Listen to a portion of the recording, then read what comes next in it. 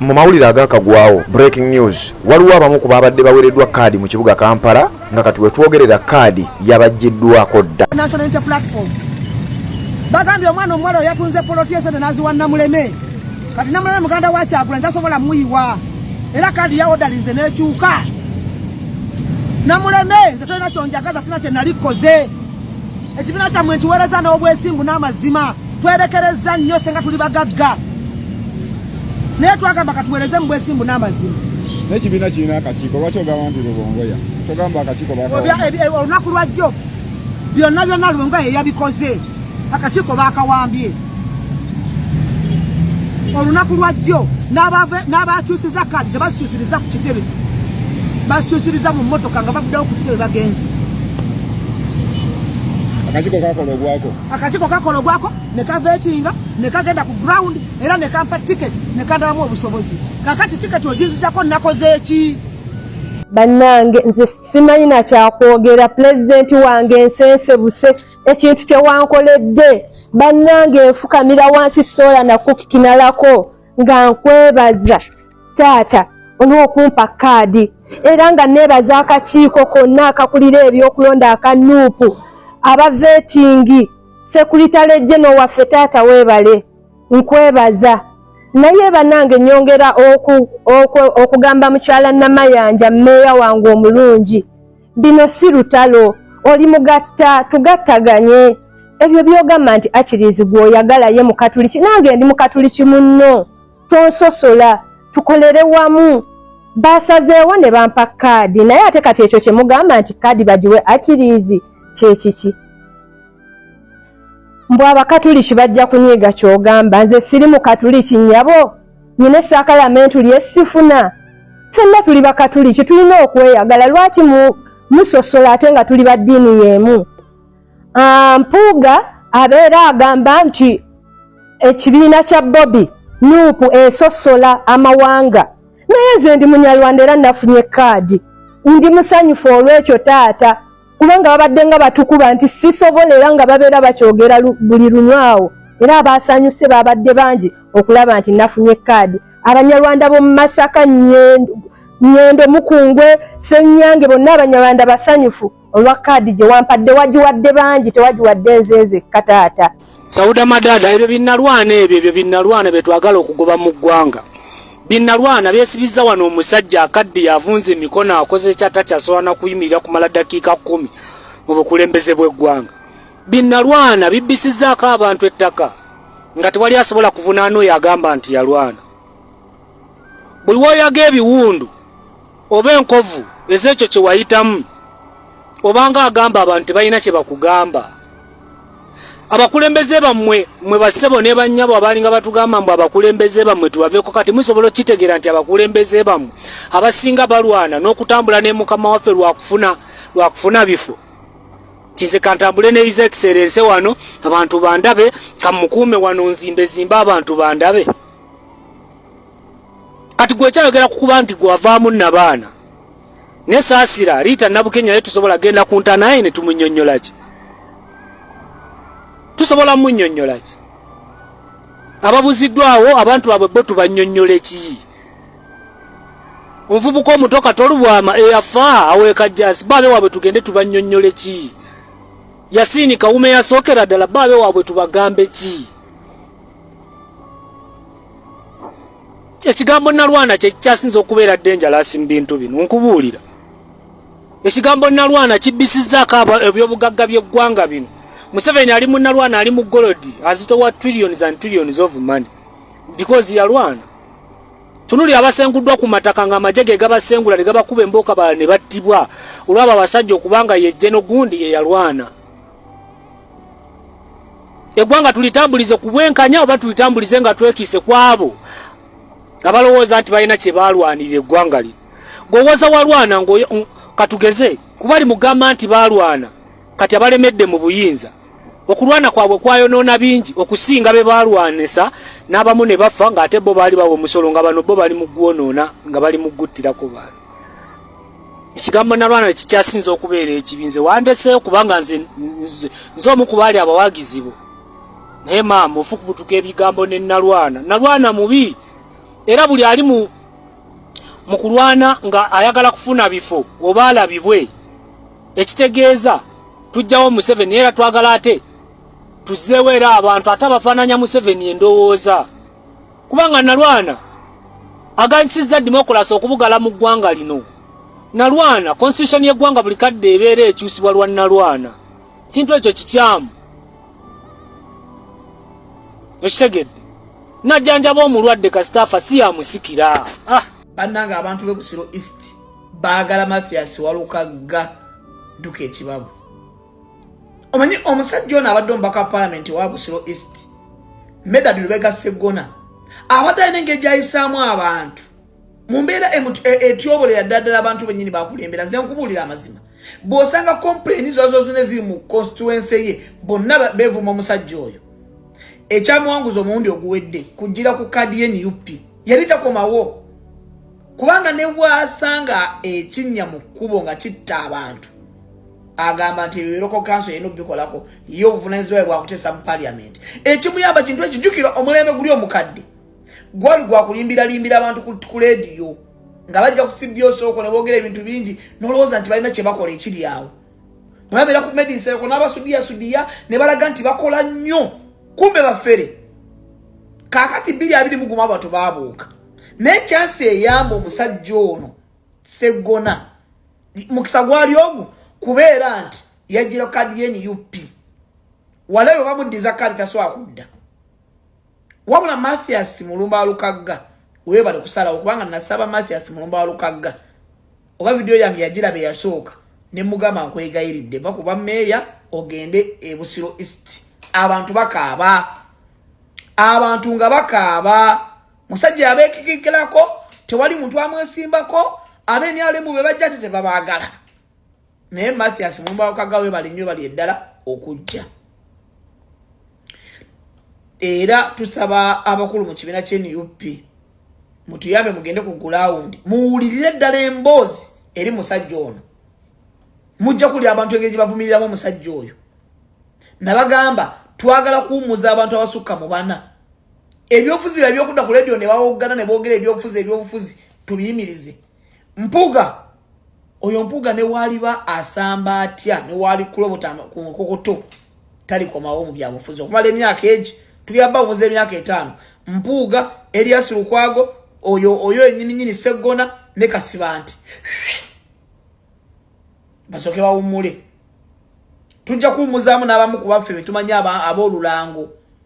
Ono omusajja ono gundi ne member of parliament wa Nansana simanyi yani oyo simanya yani talina ddala ekintu naye kikyakoledde bantu oyo wa Nansana oyo era abazambali bali mu mwesimba kukana kambata wakoze bubi nnyo okuvaayo naye baavuddeyo kati kazambali agenda amugjeyo okuleka okubeerawo nga yeebuza oba bulooka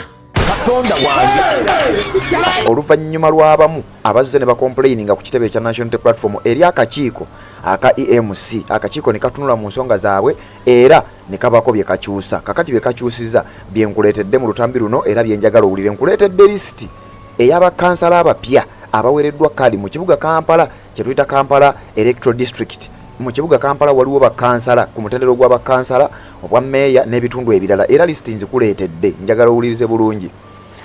Abamu ku bazze ne bakomplaininga nti waliwo ebyabadde tebiteredde, waliwo ababadde baweereddwa kaadi nga tebagwanidde. Akakiiko kano katunudde mu nsonga zaabwe era bangi bakyusiddwa. Abamu nga babadde bazifunye nga kati wetwogerera bazibajjeeko era ngenda kukusomera lisiti zino owulire bulungi nnyo. Bw'owuliramu omuntu wo nga mu lisiti ze tubadde tukusomera mu kibuga Kampala ng'abadde yasomeddwa mu lisiti ey'abaweereddwa kaadi kakati ate nga ku mulundi guno taliiko manya baagimugjeeko ne bagiwa omuntu omulala. Era akakiiko kabagambye nti finalist eya Kampala kazzemu ne kaba nga kagifulumya era ku luno eriko ne stamp. The special committee put in place to receive and handle complaints arising out of candidate selection process wishes to notify that 11 complaints arising from Kampala Electoral District have been resolved in favor of the complainants. The rest of the complainants have not succeeded. Nti akakiiko akaateekebwawo okulondoola ensonga ez'omu kibuga Kampala engeri kadi gye yagabibwamu. Akakiiko kano kasobodde okureceivinga complaints oba okwemulugunya okuva mu babadde beesimbyewo, era okwemulugunya kwe bareceivinze kwe batunuulidde ne wabaawo abantu 11 abasakisiidinze nga kadi yali yagenda wa mulala ne bagiwa oyo eyazze n'akomplaininga okusinziira ku bujulizi bwe yaleese n'ebyabadde byetaagisa. Abantu bali 11 bokka era ne babategeeza nti abasigadde tebasakisiidinze, kadi yasigadde eyo eri abo ababadde baagabibwa. Kakati njagala owulirize bulungi nnyo naddala gwe alina candidate ku mutendero gwa bwa kansala, meeya n'ebitundu ebirala kuba lisiti zonna nzikuleetedde mu kibuga Kampala nti abamu bajja ne bakomplaininga ne baleeta obujulizi. Akakiiko katunulidde obujulizi ng'ekituufu obujulizi busaanidde. Abamu ne bajja ne bakomplaininga ng'obujulizi bwe bayina tebumala era abo tebasakisiidinze. Kakati nkuleetedde olukalala lw'abantu 11 benjagala owulire. Sooka osubscribinga gwe atanaba kubanga osubscribinga, kkirira wansi awo olaba ekigambo subscribe kikwateko, okwate kade ka notification kakuyamba okubeera omu ku abo basooka okumanya buli we tuba tutaddeyo. Genda video giwe ekigalo okubanga gy'okoma okulikinga, information gy'ekoma okubanga etambula. Genda mu comment section teekamu obubaka bwo kubanga ku nkomerero ya updates zino nzija n'ensoma obubaka bwammwe bwe muba mutadde mu comment section bwokka. So kakati gwe ataddeyo obubaka ngenda kujja mbere nga mbuyitayita musinga onaaba nga obutaddeyo. Kati nkuleetedde list okuva mu kibuga Kampala. Wuliriza nnyo owulire oba omuntu wo bamugjeeko kaadi oba yasigadde alina kaadi. Babagambye please note that the mandate of the committee is limited to correcting errors and dealing with other technical issues as opposed to dealing with opinion-based complaints which would require a full hearing. Wuliriza akakiiko kano ke baataddewo ne kabategeeza nti ffe munnange mandate y'akakiiko kano ya kugolola nsobi oba errors ezaali zikoleddwa mu kugaba kaadi, wabula si kugolola, si kukyusa kaadi olw'okuba ggozza okomplaininga ogamba gundi musinga ku ground ate bamuwadde kaadi, si gwe olina okwejajinga nti oli omusinga ku ground oba tomusinga, wabula akakiiko kakola okunoonyereza bo ne bakakasa nti omuntu oyo akusinga. Kakati wulira, ngenda kukusomera buto list zino twali twazikusomerako dda naye ngenda zikusomera amannya mangi mu bitundu ebya Kampala byonna ngenda gakusomera, wabula wuliriza bulungi nnyo ojje mu comment section ombuulire oba omuntu wo yaweereddwa kaadi oba teyaweereddwa kaadi, abadde ku lisiti enkadde oba afulumidde ku lisiti empya, bamugjeeko kaadi nga ku lisiti enkadde yabaddeko oba. Wuliriza lisiti eno njagala nkusomera olukalala kugambye abantu 11 ababadde baweereddwa kaadi bazibajjeeko. Kakati wulira, tutandise n'ekifo ky'obwa road mayor yasigaddeyo Ronald Balimwezo Nsoboga yalina kaadi. Kampala Central Division Katabu Moses yalina kaadi. Nakawa Division Mayor bano ndi kuba Mayor. Nakawa Division yasigadde Bukeni Ali oba Nubian Lee. Makinde Division yasigadde Lusagala Bosco. Kawempe Division yasigadde Serunjoji Emmanuel Owedembe. Eno kaadi ye yabadde Latifu Sebagala gye yabadde ayagala ng'ayagala kujjayo Serunjoji Emmanuel Owedembe, omusajja abaddeyo nga inkambe nti ate ng'abaddero yonnyo eri ekibiina ate nga ne ku ground abantu bamufiiringa.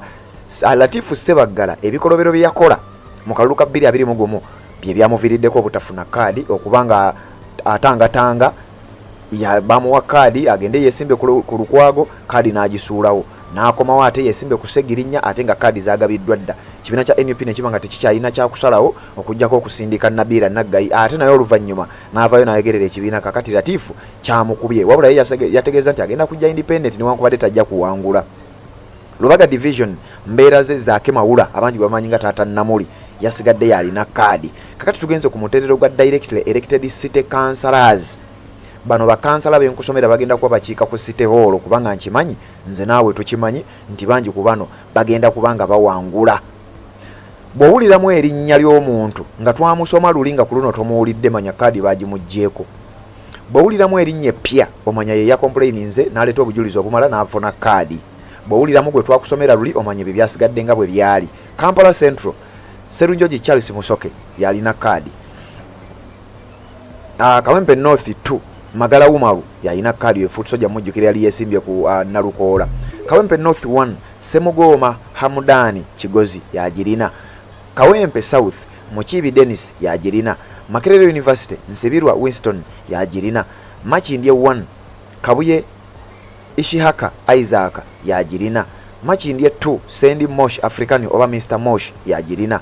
Makindye 3 Kato Paulo yagirina. Nakawa 1 Sebofu John Mary yagirina. Nakawa 2 Luyombya Godfrey yagirina. Nakawa 3 Faizo Sebayiga yalina kadi. Rubaga 1 Senyonga Sulaiman yalina kadi. Rubaga 2 Mubiru James yalina kadi. Rubaga 2 ya Mubiru James ebitundu byeyo nabikugambye. Rubaga 3 Katongole Julius abajigo mmanyinga mu Miransanafu yalina kadi. Awo sisubira nti mulimu yakyuse kati wulira bana abakazi. City Women Councillors abagenda okukiikira ku City Hall. Kampala Central yasigadde ya Eva Chazike newankubadde nga Sauda Madada ya complaininga tebagimuwadde. Kampala Central Eva Chazike yasigadde alina kadi. Sauda Madada wadde ya complaininze tebagimuwadde bagirekedde omukazi amanyiddwa nga Eva Chazike. Kawempe 1 Nusifa Nakato. Kawempe 2 Namba Sashamim mumumanyi oyo yaliko guild president ye Makerere. Makerere University Kirabu Marion. Makindye 1 Sara Mukisa Muwonge. Makindye 2 Mulembayire Agnes. Olinnya lino ninga ataliwulira luli yandibanga y'omu ku bano. Makindye 3 Nalukwago Judith oyo mumumanyi dokita. Nakawa East Kaija Dorin oyo mumumanyi wali ku School of Leadership. Nakawa West Namazi Olive. Rubaga Division 1 Rita Nakubulwa. Rubaga Division 2 Nakabogo Farida. Rubaga Division 3 Kigozi Rose Narubwama. Kakati awo nawone tubanga tumazeewo. Njagala nkusomera list zonna bw'owuliramu erinnya lya candidate wo nga ku mulundi guli tewamuwulira manya yataddeyo petition n'aleeta obujulizi ne bumweyimirira era bw'atyo n'abanga yasobodde okuba ng'afuna kaadi. Kakati kaadi baba bazzeemu okuba nga bagimuwa nga bwe nkugambye kyakakiiko kakyusizaamu ne keetegereza obumu ku bujulizi obwaleeteddwa nga kituufu waliwo abadde bagwanidde kaadi nga tebaagifunye ne baddamu ne bagibawa. Kakati wulira lisiti endala. Tuli mu Kampala Central Direct Division Councillors abagenda okutuula ku division ya Kampala Central. Ebukesa bawaddeyo Semakula Hamuza. Civic Center bawaddeyo Muwanga Dennis Ashraf. Industrial Area bawaddeyo Serwaniko Franka. Akagugube zone bawaddeyo Nakabaale Henry. Ono wambasera bidde abeera muzzukulu wa Lwomwa.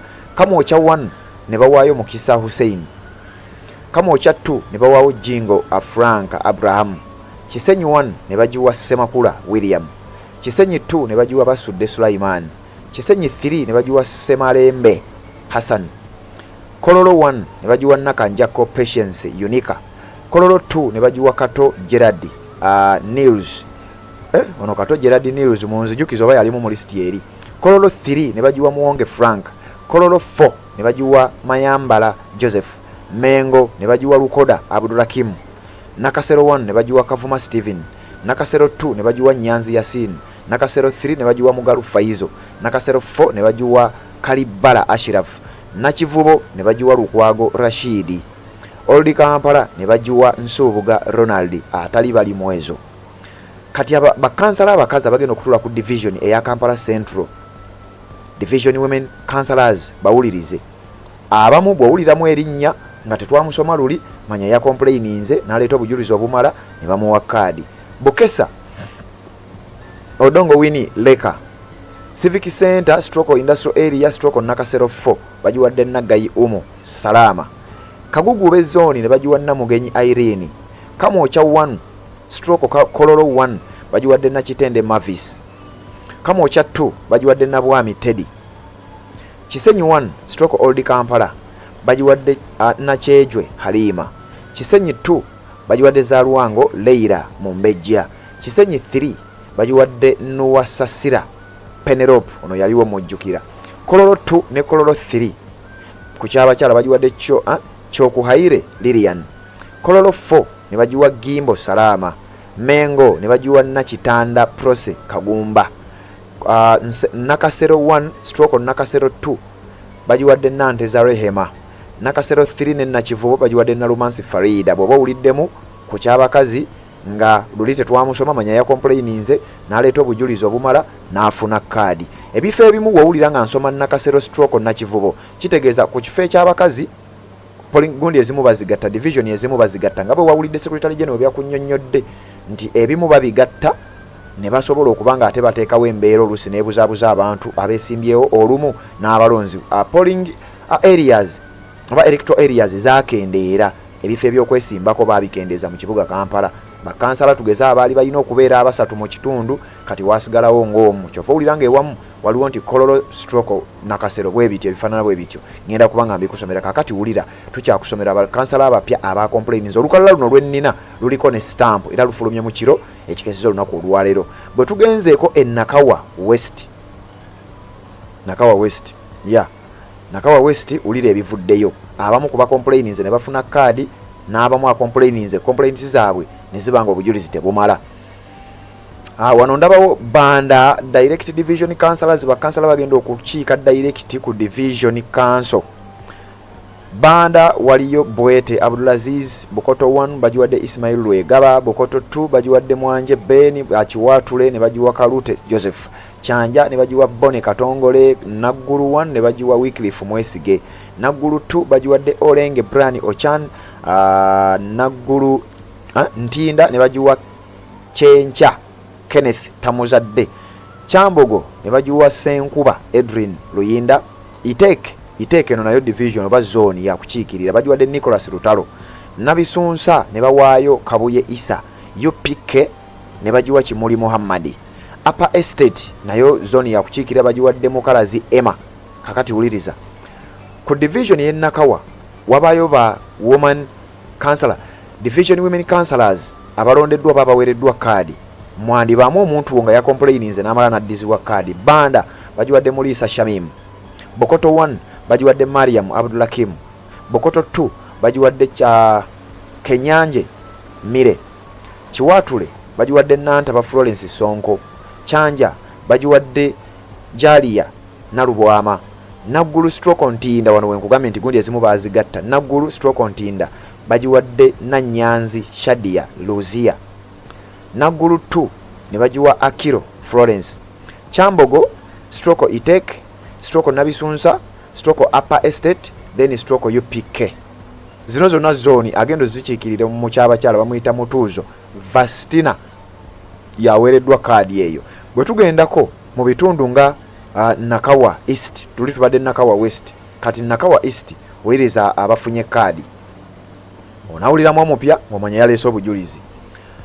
Bakansala bakiika direct kuliko ow'ebugoloobi balonze Kisaache David Livingstone, ow'ebutabika balonze Senkuba Wire butabike yo zone si butabike eddwaliro, Kiswa bajiwadde Segguja Ismail, Luzira bajiwadde Koyire Ali, Luzira Prisons okwetololawo ku makomera bajiwadde Pius Jadua oyo mumumanyi Twitter warrior oba ex warrior, Mbuya 1 bajiwadde Elias Lukwago Musoke, Mbuya 2 bajiwadde Mukasa Joseph, Mutungo 1 bajiwadde Kizza Bajenda, Mutungo 2 bajiwadde Mabaale Dawson Dick, Mutungo 3 ne bajiwa Senyonga Tom, Mutungo 4 bajiwadde Akibowa Hakim, Nakawa bajiwadde Matovu Ivani, Nakawa institutions bajiwadde Kamoga Bruno. Omumanyi Kamoga Bruno oyo mujjukira nnyo ku bya institutions ebyo.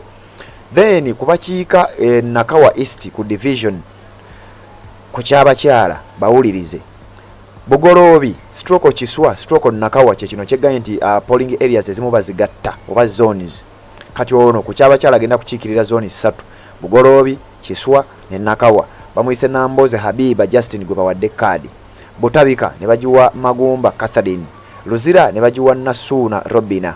Luzira Prisons tewaliwo muntu, awo simanyi lwaki tewaliwo muntu ate ne ku luli twakusomera list eyasooka era ekifo ekyo tekyaliko muntu. Ku kyabakyala Luzira Prisons simanyi lwaki, ekyo nja kinonyerezaako nja kibagamba. Mbuya 1 bajiwadde Mukuye Josephine, Mbuya 2 bajiwadde Nakawuka Mariam, Mutungo Lowa bajiwadde Nassali Hajara, Mutungo Upper bajiwadde Birungi Deborah. Abo ku division eya Nakawa East. Kati awo nawo ne tuba nga tuvuddewo uliriza. Nakugambye waliwo aba complaininze 11 ne baleeta obujulizi obumala, akakiiko ne kakyusa ne kabawa kaadi. Kawempe South eno ewali bawayiza abakayanye kati gye tulaze.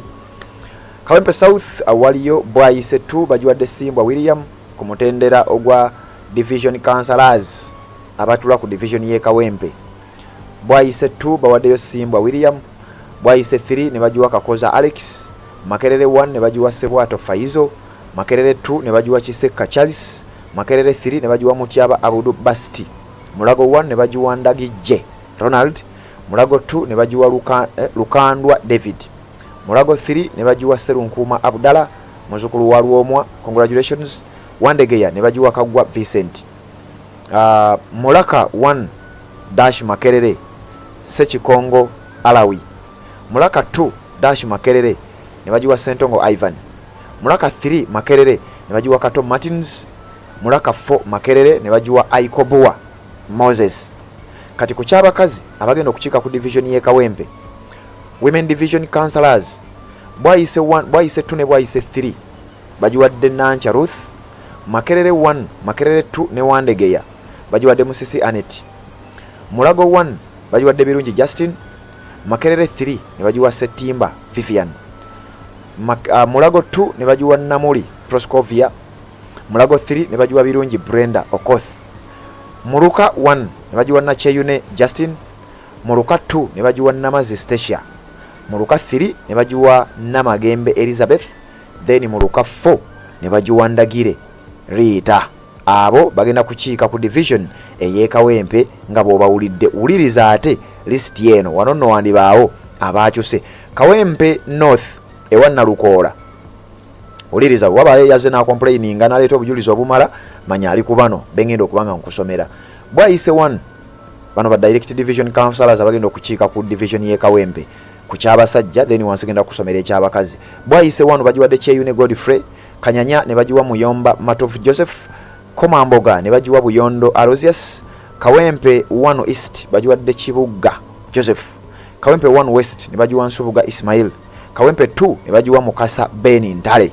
Kazo Angola ne bagiwa Kayemba Richard. Chikaya South ne bagiwa Kawuki David. Chikaya North ne bagiwa Bule Henry Nsubuga. Chebando West ne bagiwa Serubiri Charles. Chebando East ne bagiwa Luyima Faruk. Mpererwe ne bagiwa Nabakoza Rita. Ku kyabakazi women division councillors bwayise 1 ne bagiwa Roda Babine. Kanyanya ne bagiwa Namuli Jasmine Koro. Chikaya stroke Komamboga stroke Mpererwe ne bagiwa Nakanwaji Aisha. Mpererwe 1 ne bagiwa Nabuguzi Rose Mukasa. Kawempe 2 Kazo Angola ne bagiwa Nachobe Silvia. Chebando ne bagiwa Hafuwa Nanyondo. Abo bagenda kukiika ku lukiiko oba ku division eye Kawempe era nga bali mu constituency eya Kawempe North ewa Nalukoola. Kakati wuliriza list ekyali nnene bonna nino bakuwa bw'owuliramu ataasomebwa luli manya ya complaints naleeta obujulizi ne bamuwa kaadi. Makindye East ene Wanyeko Derek abagenda okukiika direct ku division ye Makindye. Nsambya Estate kuliko Kawagga Lasto. Bukasa kuliko Lubega Muhammad. Gaba bagiwadde Bale Joseph Bwanika. Kabalagala ne bagiwa Waswa Hassan. Kansanga ne bagiwa Lubega Ramadan. Kibuli ne bagiwa Mugerwa Abdurakim. Kisugu ne bagiwa Kigundu Rigan. Wabigalo ne bagiwa Sembatya Jamal. Muyenga ne bagiwa Tusuubira Musa. Namuwongo ne bagiwa Wadimba Lawrence. Kakati ku kyabakazi abagenda okukiika ku lukiiko oba ku division ya Makindye bawulirize. Nsambya Estate stroke Kabalagala bagiwadde Kawese Aisha.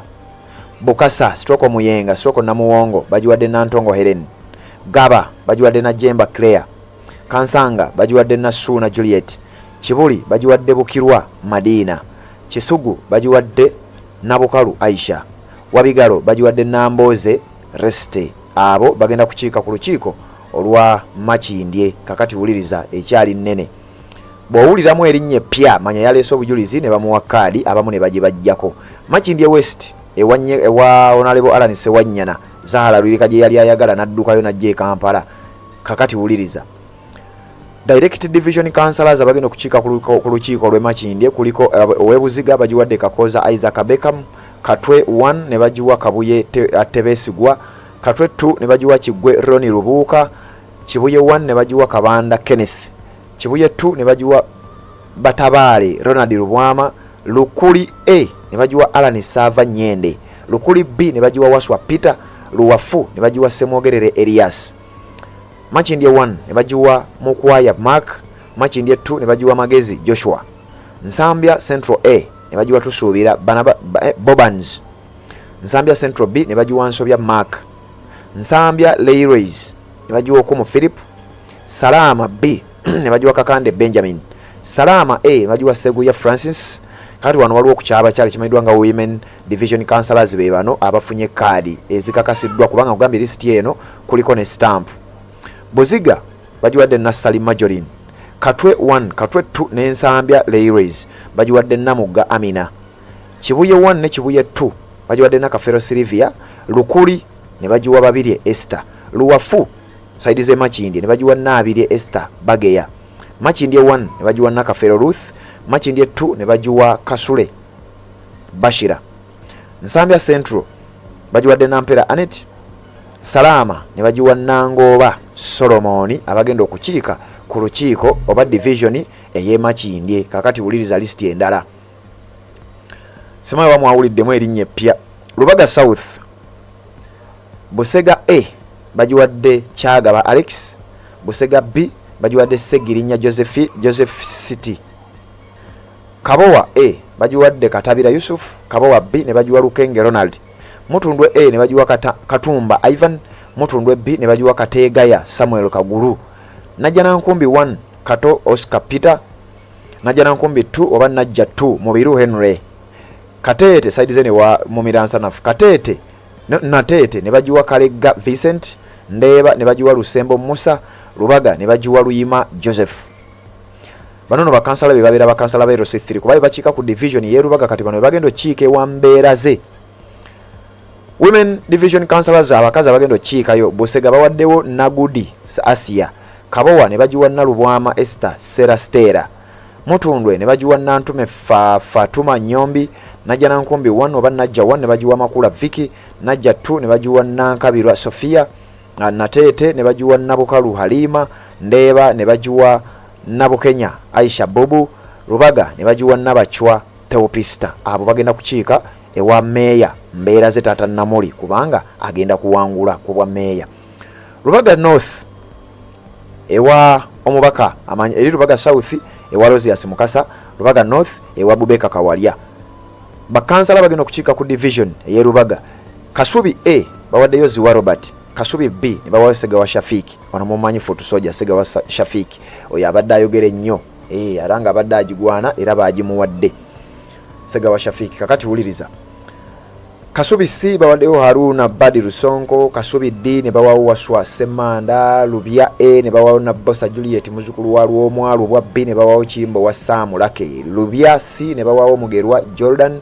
Lubya D ne bawawo Semanda Timothy Lungujja ne bawawo Sitakange Nicholas. Ono Sitakange namubagamba era ne luli yaliwo yabeera emabega w'omukutu ogumanyiddwa nga Sita Media. Lumba mumanyi Sita Media yekimu ku mikutu egitambulira ku president w'abagenze kakati yo Sitakange Nicholas ye yabeera emabega wa kamera eyo Erungujja bamuwadde kaadi. Nakulabye bagiwadde Atrine Ivan Namirembe ne bagiwa Kisauzi Alex. Ku kyabakazi Kasubi ne bawaawo Muguluma Fatima. Lubya A ne bawawo Nachiku Allen Mulwana. Lubya B ne bagiwa Uineza Sadik. Lungujja ne bagiwa Sara Nantongo Semambo. Nakulabye ne bagiwa Nagadia Josephine. Namirembe ne bagiwa Nachito Lydia. Abo be bamu kubazze ne bakomplaininga ne baleeta obujulizi obumala ne babanga kaadi bazi bawadde abatafulumira mu list eri bobo inamu gwe wawulidde. Gwawulidde nga mukusomera mu list yasooka teyalimu manya yomu kubaleesa obujulizi obumala akakiiko ne kabwetegereza ne kasobola okubanga kamuwadde kaadi era nga bw'obiwulidde. Ne nkujjukiza nti kagenze maaso ne kabitegeeza. List eri final ng'eriko ne stamp nti akakiiko kano omulamwa gwako ekigendererwa kyako oba omulimu gwako omukulu kutereeza errors ezaakolebwa. So si kujja gwe n'ocomplaining nti olw'okuba owulira nze ekibiina kibeereddewo nnyo simanya nze navaamu nabaana simanya ebifaanana bwe bityo. Ebyo si bye batunuulira wabula bo batunuulidde ensobi ezaakolebwa nti gundi twamuwa kaadi ate nga yali yasaba we yasabira yali wa NUP ate olwamala okusaba n'agenda mu ADF kakati ate yafulumidde ku lisiti.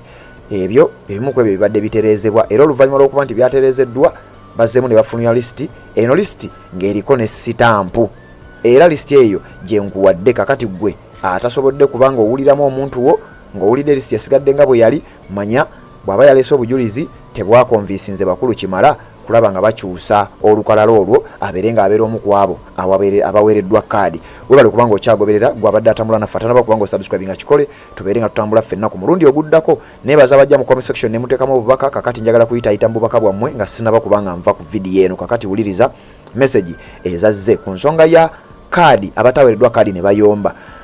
Mebo kinene webale kubanga kwoli n'agamba mwebale nnyo ba foot soldiers abakkiriza nti kaadi yagenze ne musigala ku mulamwa. Tamale Ahmed n'agamba well done comrade, you have served your nation. Ndowooza yabadde yeebazole yakkiriza simaba yeebazza ffe ababadde baweereza.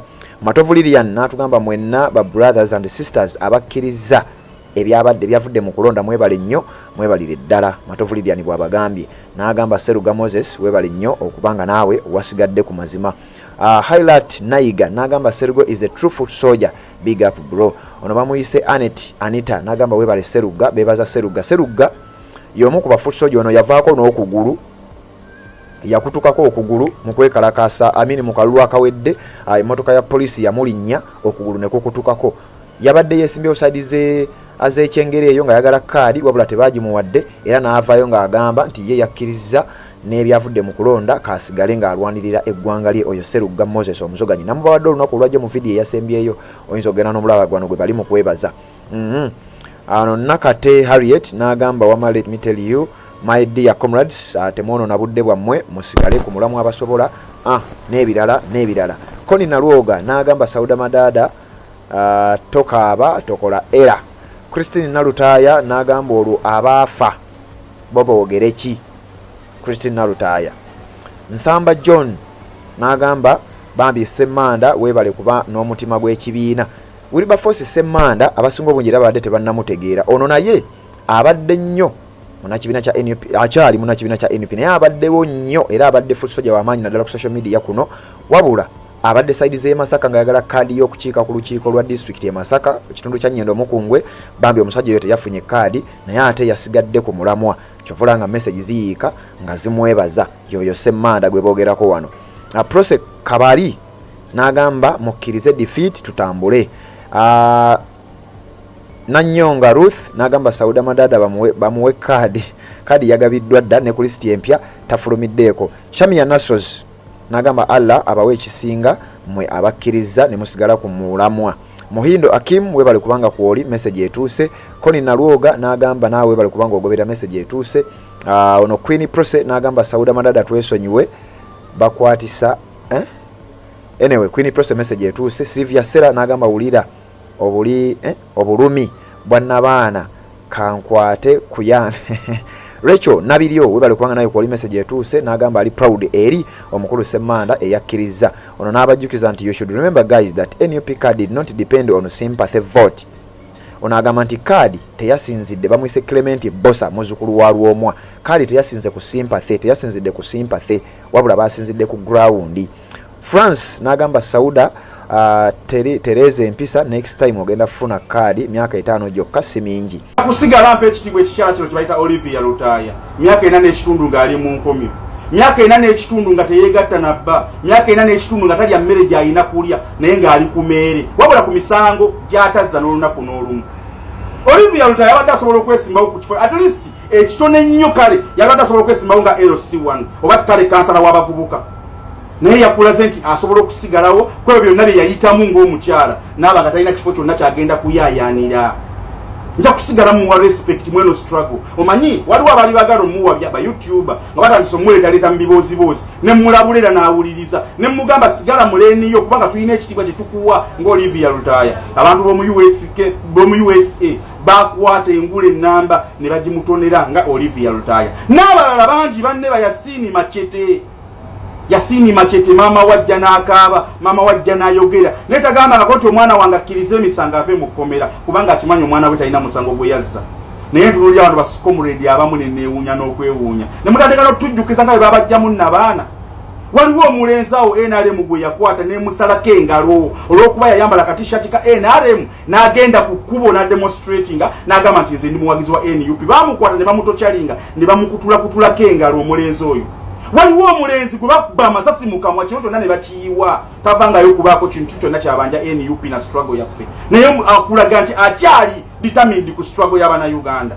nentunulira omukyala nga ekkubo lyasobodde okukwata lyagenda wa penge nga penge gwagenza okukabira ebizibu mazima ddala nga bonna abantu b'ekibiina abavunanyizibwa bwe tuyina omusajja gwe bayita Joel Ssenyonyi, tuyina Wayiso Omufumbiro, tuyina Muwanga Kivumbi, tuyina Lubongo ya Lewis, tuyina president gwe n'osalawo ensonga z'okuzitwalira penge wallahi otuyisizaamu nnyo amaaso.